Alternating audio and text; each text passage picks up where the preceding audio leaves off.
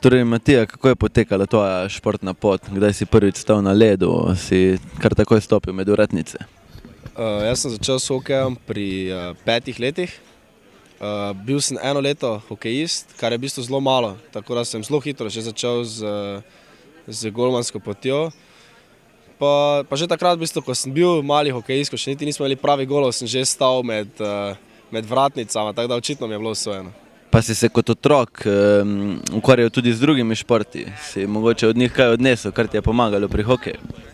Bil sem pri gimnastiki, pa tudi pri tenisu. Zdaj, ker sem golman, mi je v bistvu gimnastika zelo pomagala pri gibčnosti, pa pri motoriki, pa tudi tenis, zaradi teh kratkih, hitrih štartov, ki so pač pri hokeju pomembni, pa tudi pri golmanu mi je pomagalo. No. Tako da v bistvu je bilo pametno izbrani športi, no, so bili, sta me ata pa mama v bistvu uvajala, ampak dobro, na koncu mi je najbolj ostal hokej in zato se tudi z njim ukvarjam. Kaj pa so po tvojem mnenju tisti ključi do uspeha v profesionalnem športu? Odrekanje, disciplina, pač dejstvo je, da včasih te zanese, včasih si želiš enostavno, da bi lahko šel ven, da bi se lahko zabaval, da bi lahko, ne vem, imel recimo novo leto, ki ga mi nijamo, ker imamo prvega tekmo.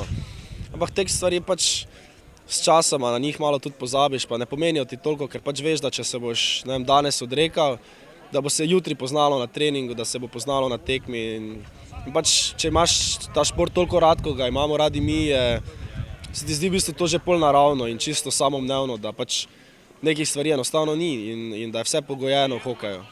Je bilo na tej tvoji športni poti veliko odrekanja? Si že celo življenje živiš samo za hokej ali najdeš tudi dovolj prostega časa zase?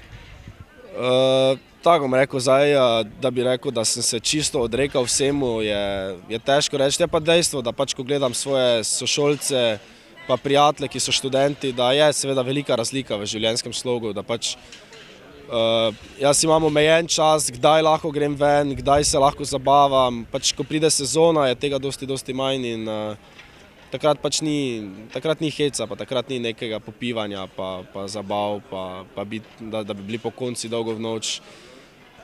Kako pa ti je, kaj kot Mariborčan v Ljubljani, kako si se tam unesel, kako se tam znajdeš?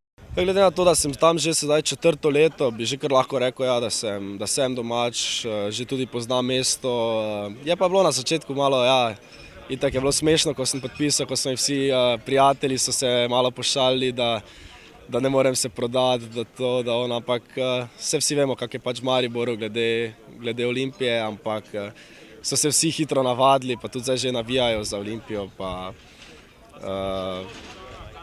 ima nekaj, malo se mogoče od začetka čutilo, ampak ni pa bilo zdaj nikoli, da bi bilo moteče, pa tudi soigralci nikoli, tudi približno niso bili nesramni, kar se tega tiče. In enostavno je super, no, je fajn biti v Ljubljani. Kaj pa mogoče še tvoji cilji za v prihodnje? Kje vidiš svojo hokejsko pot? Kako mogoče po stopinjah Kopitarja celo do NHL-a? Ja, zdaj, če smo realni, bi ta pot proti NHL-u bila še zelo dolga, ampak ja, seveda si tako vsak želim velikega preboja. In pa pač igrati v kakšni elitni evropski ligi, mogoče Švedska, mogoče Finska, Češka, Rusija.